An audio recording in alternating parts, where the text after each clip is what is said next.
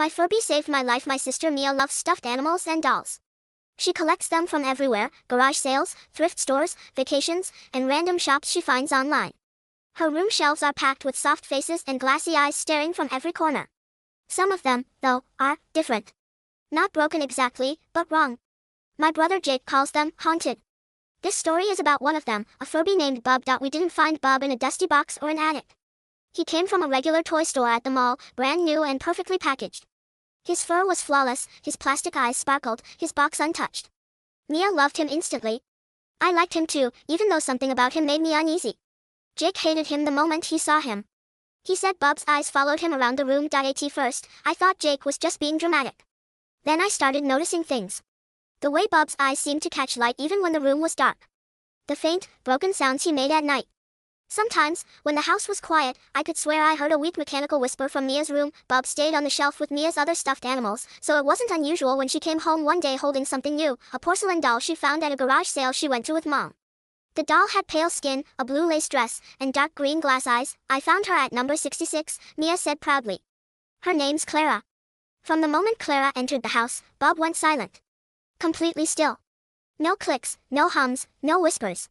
I didn't think much of it at first, but something in the air had changed. One night, I went into Mia's room to borrow a notebook. As I passed the shelf, I noticed Bub was facing the door. When I grabbed the notebook, I heard a faint, confused whisper, too soft to understand. Maybe it was my imagination, but it sounded like, hungry, feed me. Mia started carrying Clara everywhere. She talked to her constantly, as if the doll were talking back. Within a week, Mia looked different, pale skin, sunken cheeks, thinning hair. She barely ate. Barely slept. Jake and I tried to talk to our parents, but they laughed it off. She's just being creative. Mom said that I didn't think creativity made someone look like they were fading away. One night, I decided to get rid of Clara myself. The moonlight was weak as I entered Mia's room. Everything was still. Her dolls watched from the shelves, and Bub's eyes glowed faintly from the dresser. As I moved toward the bed, I could have sworn one of his eyes flickered, like a wink. Clara lay beside Mia, her green eyes half open. Up close, she looked disturbingly human. Her hair seemed thicker than before, her cheeks slightly flushed, her lips parted just enough to look like a faint smile. When I picked her up, her body was ice cold. The chill ran up my arms. I didn't think, I just ran outside and threw her in the trash. That should have been the end of it. The next morning, Mia came downstairs holding Clara in her arms. The doll looked brand new, shiny hair, bright eyes. Mia looked exhausted but was smiling. When I met Clara's gaze, I could have sworn I saw amusement there, a quiet, knowing victory. A week later, our parents went on a weekend trip for their anniversary. It was just the three of us, Jake, Mia, and me, and a freezer full of pizza. That night, the dinner table felt heavy with silence. Mia sat across from me, pale and distant, Clara carefully placed in her lap. Every now and then, Mia's hand twitched, like someone was pulling invisible strings. Do you want a bite, Clara? She asked softly. Jake groaned. Oh my God, Mia. It's a doll. She doesn't eat pizza. Can you stop being weird? Mia looked up. Her eyes weren't brown anymore, they were cloudy, with a faint green tint. Clara says you shouldn't talk to me like that, she said. Or you'll be punished. Jake laughed nervously. Okay, that's enough. Then her voice changed. It dropped low, hollow. Wrong, you don't take us seriously. Before I could react, Mia grabbed the steak knife next to her plate and drove it into Jake's hand. He screamed, jerking back as the lights flickered, plunging the room into darkness. When they came back on, Jake was clutching his bleeding hand, and Mia was already running upstairs, clutching the doll tight to her chest. I'll never forget those green eyes gleaming as she turned the corner. I didn't think. I just followed. Mia's door slammed shut behind me as I entered.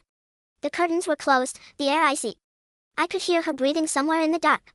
My hand shook as I reached for the light switch, terrified of what I'd see. When the light flicked on, Mia was sitting on the floor, her back to me. Clara's arms were wrapped around her neck like a child's embrace. The doll's head turned slowly toward me, her painted lips curling into a faint smile. Come play with me, Noah, she said. Her voice wasn't Mia's. It wasn't human, it was flat, distorted, like an old radio recording. Leave her alone. I shouted, my voice trembling. Clara tilted her head. I feel no guilt, she whispered. I feed on your family in plain sight. Her small hands unwrapped from Mia's shoulders as she began to crawl toward me, slow and deliberate, her porcelain fingers stiff and pale. Then another voice broke the silence. Stop. It came from the dresser. Bub's eyes were glowing a deep, furious red. His little plastic beak opened, and a low rumble filled the room. Who are you?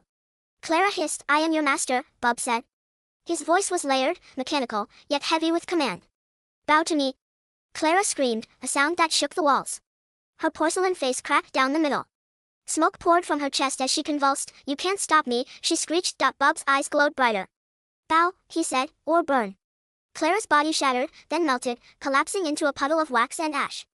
Her final scream was a high-pitched shriek that shattered the lamp beside Mia's bed, then, silenced. Bub's head turned toward me. His eyes dimmed back to normal. Delicious, he whispered, then he went still. We told the police it was an accident, that Jake stabbed himself while fooling around. They believed us. Mia doesn't remember anything from that night, and she's healthier now. Her color's back, her laugh too. Clara's gone, reduced to a dark stain on the floorboards, but sometimes, I catch Bub watching me from the dresser, his plastic face blank, his eyes just a little too bright. That I know better now than to underestimate him, because one spring morning, I woke up to a familiar sound coming through the vent between our rooms, a soft, electronic chirp, followed by a whisper that froze me where I lay, hungry, feed me.